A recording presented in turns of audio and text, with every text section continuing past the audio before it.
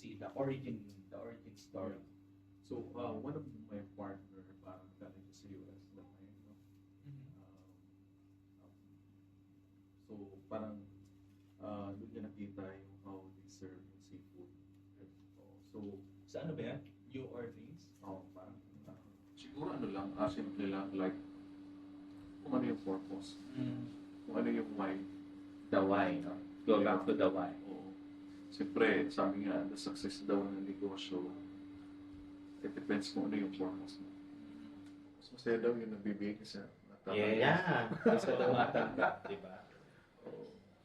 Dapat nakabukas. Yeah. Sa pag ano, Walang- walang pupunta sa iyo. Pero sabi nga, ano daw nagbibigay tayo dahil may sobra. Nagbibigay daw tayo kasi alam natin abundance. kung paano mawala. Yes. Diba? Yung pakiramdam ng walang-wala. Diba? Kaya nagbibigay tayo.